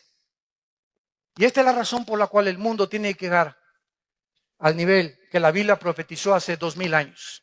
Y es el mundo que estamos viviendo. Y es la oportunidad más grande que tenemos, porque para esta hora nacimos. Para esta hora ha llegado la iglesia para hacer luz. Ahorita tu familia, en tu escuela, en tu bufete, en tu taller mecánico, en tu consultorio médico, en tu trabajo, ahorita toda la gente que tienes a tu alrededor están en tinieblas, viven en tinieblas, en la inmoralidad, en la confusión política, filosófica, religiosa. Y es el momento que levantes la luz, que alumbremos, somos la luz del mundo. La iglesia tiene que despertar, tenemos que entender cuál es nuestra misión. No es venir aquí este domingo nada más bajo 4 paredes y estar aquí calentando en la silla y de lunes a viernes. Ni siquiera te acuerdas de la Biblia ni de Dios. Ni a nadie le hablas de Cristo desde que te convertiste. No has ganado ni una sola alma para el reino de Dios. ¿Y así esperas irte en el arrebatamiento de la iglesia? Muchos me dirán, Señor, Señor. Acuérdate eso en Mateo capítulo 7. Muchos me dirán, Señor, Señor. Hablamos en lenguas. Hasta ruso hablamos. Hicimos señales. Hicimos milagros. Y les dirá el Señor, nunca los conocí, hacedores de maldad. Porque no son por los dones por los cuales nos conocemos por el fruto, no por los dones. Los mormones hablan lenguas, los católicos hablan lenguas. No vengas a pantallar con que hablas en lenguas. Si lo tienes, gracias a Dios, pero no es una evidencia completa, porque pueden ser también lenguas demoníacas. Hay las de Dios originales y el diablo también las puede producir. Los hindúes hablan en lenguas, los santeros en Cuba hablan en lenguas. Entonces no nos confiemos que porque tenemos dones y que esto y que el otro. Se me apareció Juan Gabriel anoche y se me apareció por el amor de Dios. Perdón, Gabriel. Le quitamos el Juan, ¿verdad? Vean ustedes en Juan capítulo 16. Denle vuelta ahí a Mateo. Está Lucas y tenemos a Juan 16. Que el Señor se refiere a las señales de estos tiempos que estamos viviendo, tsunamis, terremotos, caída de la bolsa, caída del petróleo. Nunca el petróleo había caído al nivel en que se encuentra actualmente. Incendios forestales, contaminación de los mares, de los millones de litros de petróleos que el mar ya, ¿verdad? Las focas llegando a las playas muertas, los pelícanos muertos llenos de petróleo. Las ballenas están metiéndose a la playa muertas también. Tiburones ya están atacando toda la costa de Florida del lado del Atlántico, ya viniéndose en las playas, cosa que no había sucedido. Están pasando cosas tremendas, temblores de 8, de 9 grados en la escala de Richter. etcétera, etcétera. Y todo este mundo en que nos encontramos, confusión política. Ahorita si juntamos a los políticos en el mundo, ¿verdad? Es increíble la cantidad de lunáticos que están gobernando muchas naciones, dictadores que están gobernando muchas naciones, tratando de instituir sistemas de gobierno que creen ellos que agarrando al pueblo y metiendo en una cárcel o haciendo una cárcel de la nación y oprimiendo al pueblo. Ese es el gobierno que deben de tener sin interesarles el beneficio de los pueblos. Así está el mundo en que vivimos y nosotros gritamos justicia. Anhelamos la justicia. Y por eso hay tantas manifestaciones de obreros, de enfermeras, de doctores en las calles. Justicia, bloqueamos esto y por el otro, ¿verdad? Porque el mundo está gritando, ¿quién va a poner orden en este mundo? ¿Quién? ¿Hasta cuándo va a durar esto? La Biblia nos da la respuesta. Dice Juan 16, versículo 21. Es Cristo hablando antes de morir y nos pone como ejemplo y analogía de lo que está pasando al parto de una mujer. La mujer cuando da luz, Juan 16, 21, tiene dolor porque ha llegado su hora. Pero después que ha dado a luz un niño, ya no se acuerda de la angustia por el gozo de que haya nacido un hombre en el mundo. También vosotros ahora tenéis tristeza, pero os volveré a ver y se gozará vuestro corazón y nadie os quitará vuestro gozo. Todas las mujeres que en esta mañana nos escuchan comprenden perfectamente las palabras del Señor. El parto, el embarazo de una mujer es aproximadamente 9 meses. Por cierto, les comunico que el viernes nació el hijo de César y Carlita. Gracias a Dios. Los bendecimos desde aquí. Nació de 8 meses, entonces está en la incubadora, ¿verdad? Va a estar, creo que esta semana, pero nació de la raza de los gigantes.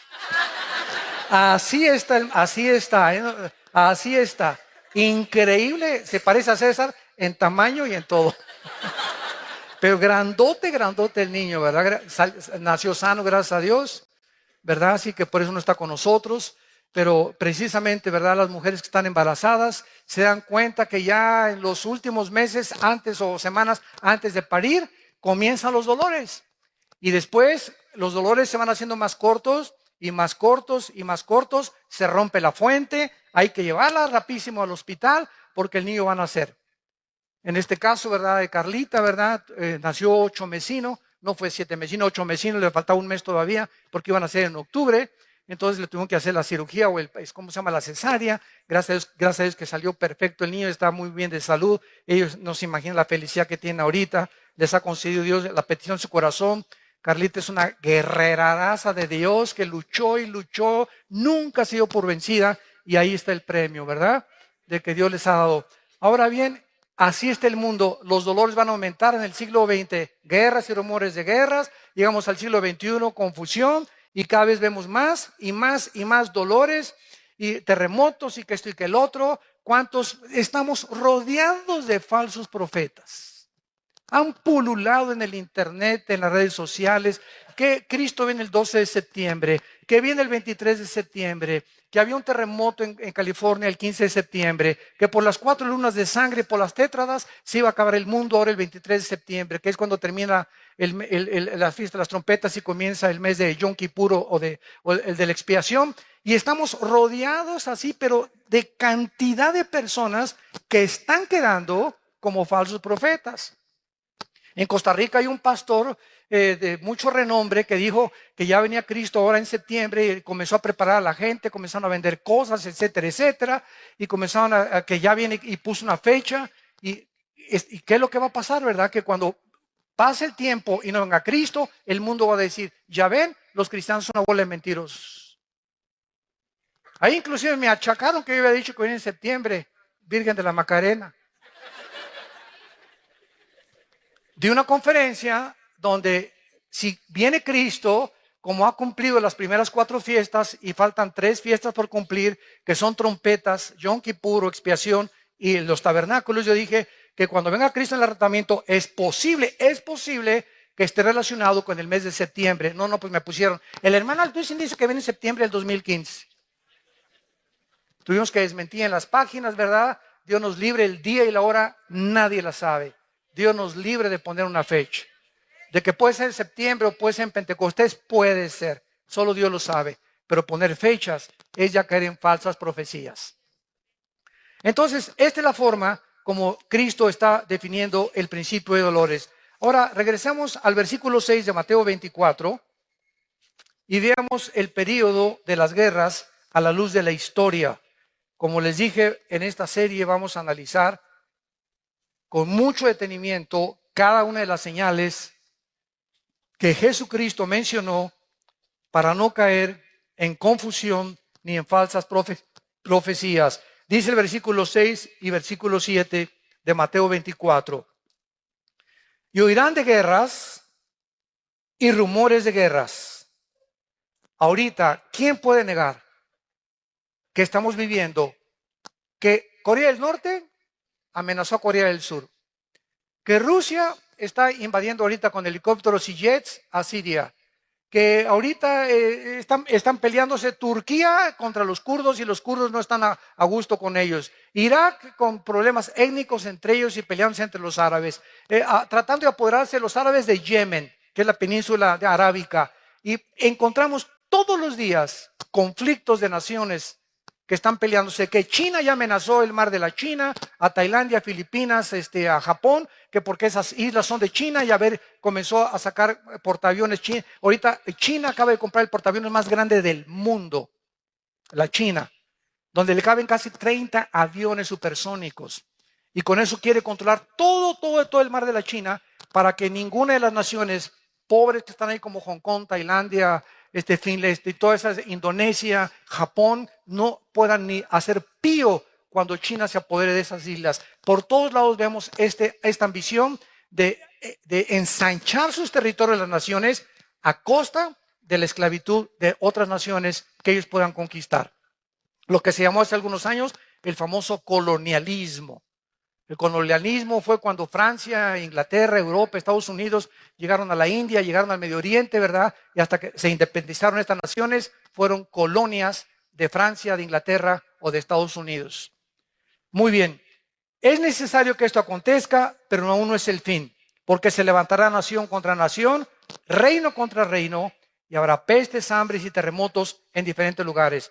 Vamos a ver entonces las guerras en primer lugar. En 1914, del siglo pasado, el asesinato de uno de los herederos de los Balcanes produjo la Primera Guerra Mundial. La Primera Guerra Mundial fue el resultado de matar a una persona. El asesinato de uno de los herederos de los Balcanes produjo el estallido de una Primera Guerra Mundial. ¿Quién hubiera pensado esto? Que un crimen iba a provocar un conflicto de caracteres catastróficos que duró 4 años. ¿Quién iba a pensar esto? Ahora, sobran ahorita, si la Primera Guerra Mundial fue producida por un crimen de una persona, ahora imagínense todas las barbaridades que muchas naciones están haciendo para producir una guerra donde nos podemos aniquilar en 30 segundos, con tantas armas atómicas que existen. Esta era la primera vez en la historia humana, la Primera Guerra Mundial, que afectaba los 5 continentes del mundo. También por primera vez se usaron armas químicas en la Primera Guerra Mundial que costó la vida de 17 millones de personas. Después de esta guerra, la Primera Guerra Mundial, se formó la Liga de las Naciones con el propósito de evitar guerras posteriores. Sin embargo, después de 1917 pasaron muy pocos años hasta que en 1939 explotó la Segunda Guerra Mundial. Cuando se levantó el Führer, Hitler, Adolfo Hitler, con su Partido Nacional Socialista Alemán, y le dijo, ¿verdad? Pues yo solamente tengo ganas, ¿verdad?, de ver cuántos alemanes hay en Polonia y en Checoslovaquia. Y entonces en Inglaterra, cuando se dieron cuenta que Hitler estaba tratando de avanzar y salirse de Alemania, pudieron discernir algunos ingleses que, como Winston Churchill, que todavía no era primer ministro de Inglaterra, de que Hitler traía intenciones de apoderarse de Europa. Entonces Inglaterra mandó a un empresario que se llamaba Chamberlain, que era el primer ministro de la Cámara de los Comunes en Inglaterra, y llegó Chamberlain a entrevistarse con Hitler. Y entonces Hitler platicó con Chamberlain. Es exactamente lo que está pasando ahorita en el Medio Oriente. Y Hitler le dijo, yo soy peace and love. Diles a los ingleses y diles a todos ahí en el Reino Unido que no hay problema, yo no voy a invadir Europa. Entonces Chamberlain regresó a Inglaterra con la bandera blanca, y todavía hay fotos de cuando baja el avión. Gloria a Dios, ¿verdad? No va a haber guerra, y todos los ingleses, etcétera, etcétera, etcétera. Poquitas semanas después de que Chamberlain comenzó a decir que no iba a haber guerra, Hitler invade Polonia y Checoslovaquia. Y entonces comienzan los ingleses a pensar que Winston Churchill tenía razón y lo nombran entonces primer ministro. Y entonces Alemania invade Inglaterra, destruyó el 80% de la ciudad de Londres en la Segunda Guerra Mundial. Y Winston Churchill sale en Londres a caminar por todas las calles con toda la gente buscando a todos los heridos. Y entonces Winston Churchill junta a la aviación y combate o contraataca a los nazis. Y Hitler se asusta de darse cuenta que los ingleses tienen un poderío tremendo en la aviación. Entonces vemos nosotros de qué forma esta guerra mundial, ¿verdad? Tuvo que tener consecuencias gravísimas, donde murieron 6 millones de judíos. Hitler se olvida de Rusia, Hitler se olvida de Estados Unidos e Inglaterra, se junta con Mussolini en Italia y comienza a perseguir a los judíos, que en aquel tiempo ni nación, ni ejército, ni pistolas tenían los judíos. Y nadie entiende ahorita, los estudiantes de sociología, por qué Hitler odiaba a los judíos y nombró la solución final para acabar con el pueblo judío. ¿Qué fue lo que pensaba en su corazón Hitler? ¿O cómo veía a los judíos? ¿De enemigos cuando ni siquiera tenían armas para pelear contra él, ni nación donde poder reunirse? La Biblia nos da las respuestas a lo que la historia y los investigadores no han podido descubrir. Además de esta guerra mundial, Segunda Guerra Mundial, costó 70 millones de vidas. 70 millones de vidas. Y por primera vez, en 1945, el mes de agosto, se usan 2 bombas atómicas con 1 millón de kilotones o de toneladas de dinamita cada una en 2 ciudades y en un puerto japonés, Hiroshima y Nagasaki, matando a cerca de 200,000 japoneses.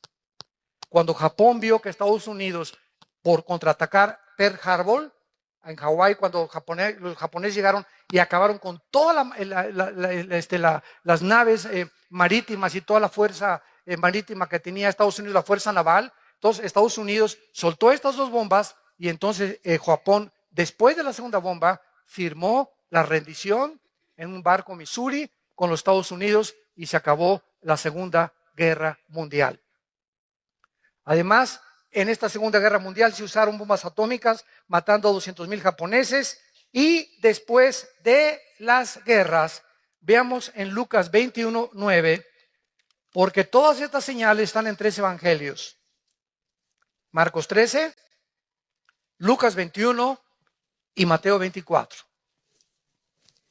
Marcos 13, Lucas 21 y Mateo 24 recopilan toda la investigación y toda la intervención y la revelación de Cristo de las señales de los últimos tiempos.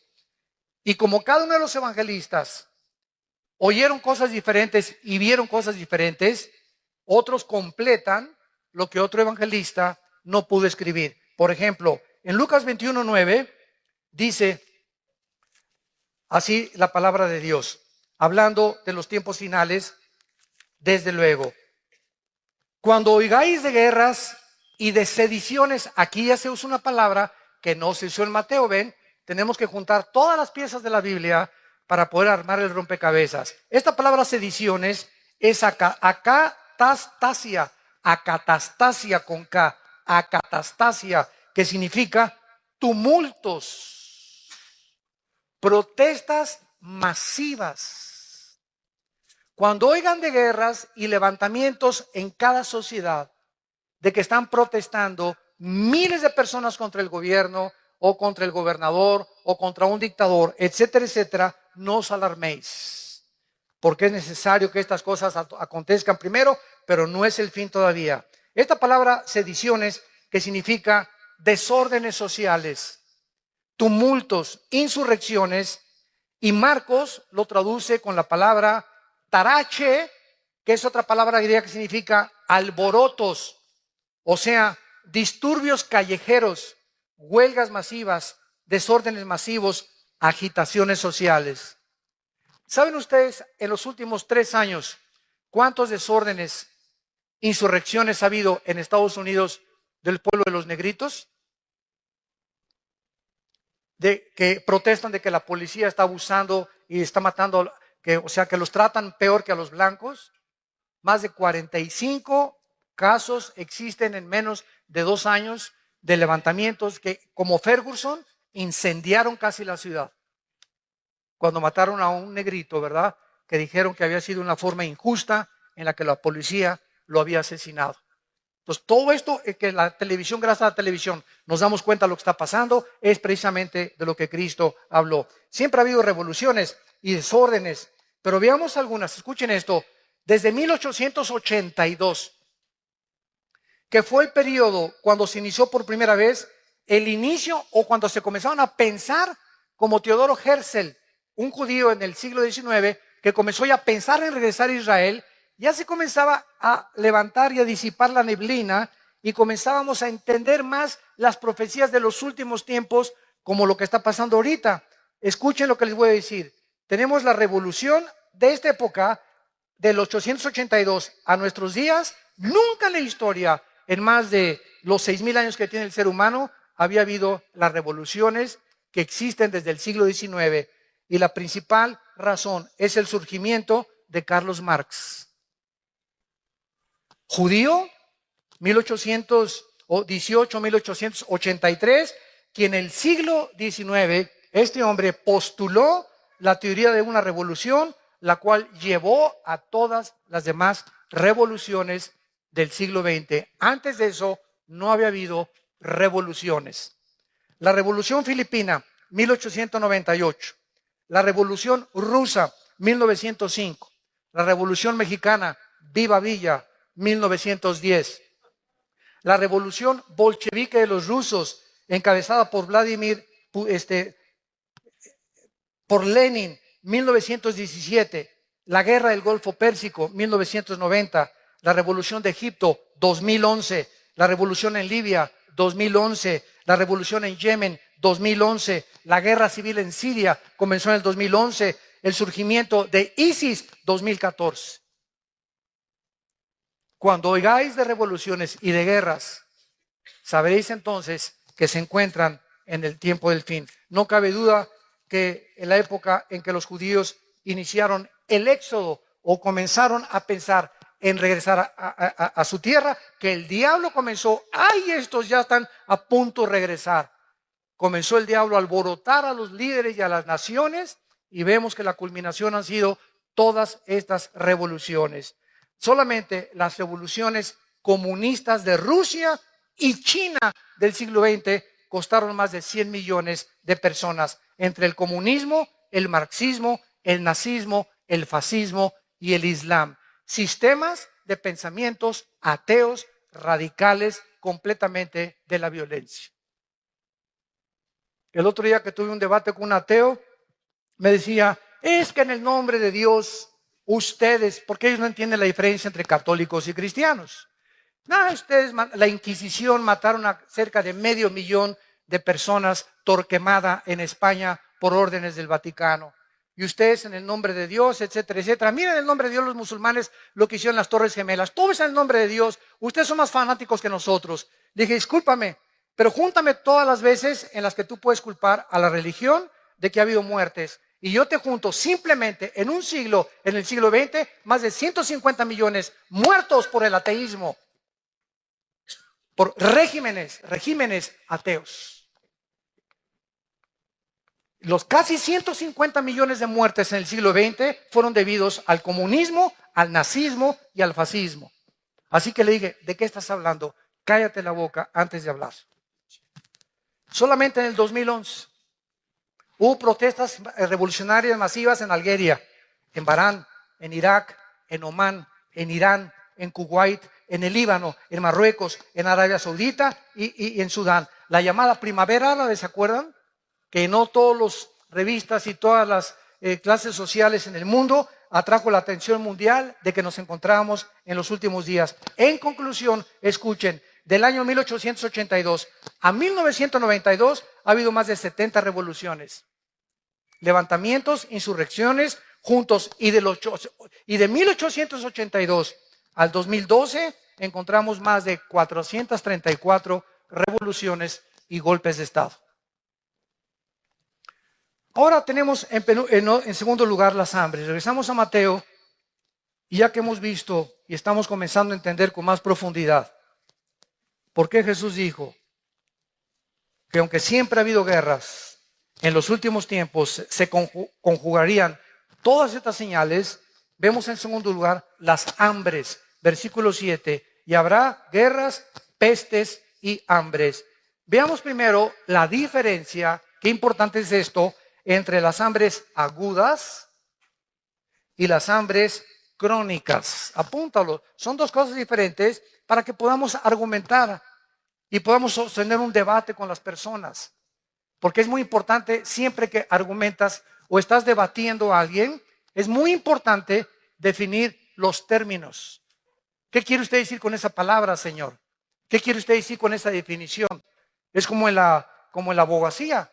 En un contrato, por ejemplo, una coma hace que el contrato que tú tienes de renta o el contrato que tú tienes para cualquier otra índole dentro de la abogacía o dentro del derecho cambie completamente el significado de esa oración.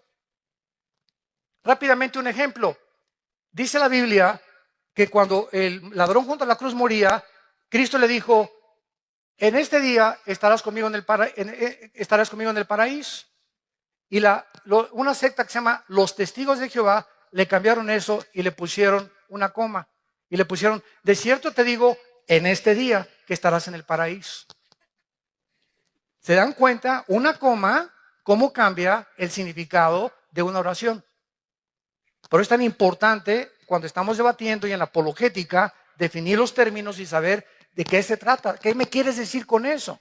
¿O qué término estás usando? Pero el hambre aguda es el resultado de las guerras.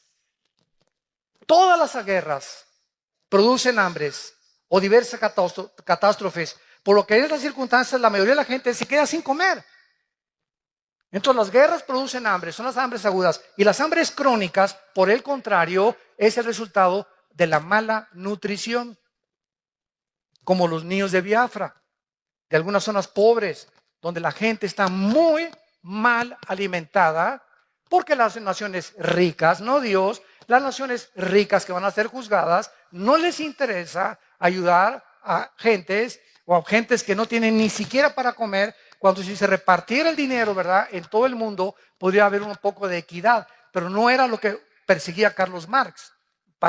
Carlos Marx perseguía la lucha de clases, que si la clase del proletariado derribaba a la clase, la burguesía, entonces el proletariado tomaba el poder. Pero fue lo que pasó en Cuba, fue lo que pasó en los países comunistas. Cuando el proletariado toma el poder, repite el mismo error y siguen ellos con otra dictadura disfrazada de otra manera.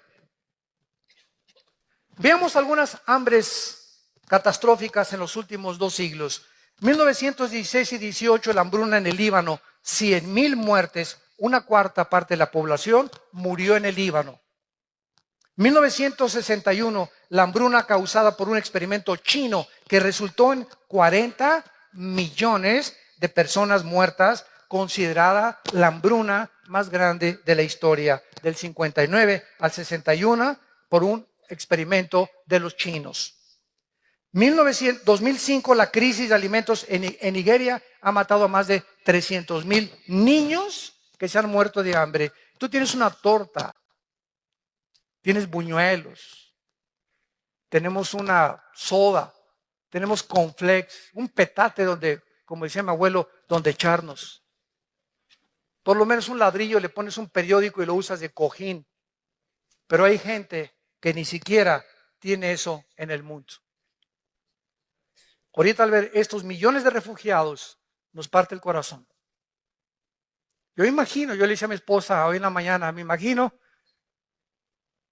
que sucediera esto, que alguna vez nos sucediera esto en México, ¿verdad? Que sales de tu casa sin nada, más que con la pijama que traes puesta tal vez, a un destino incierto. No sé dónde vamos a dormir hoy, están durmiendo en los autobuses, en los trenes, en los rieles de los ferrocarriles. ¿Qué me va a dar trabajo? ¿Vamos a sobrevivir? ¿Qué futuro tienen nuestros hijos? Y nosotros aquí todavía con casa, por lo menos tienes un jacal, por lo menos tienes un lugar donde llegar, por lo menos tenemos una seguridad, ¿verdad? Un país donde se ha respetado el evangelio, podemos hasta ahorita vivir en paz. Démosle gracias a Dios por el amor de Dios. Démosle gracias a Dios.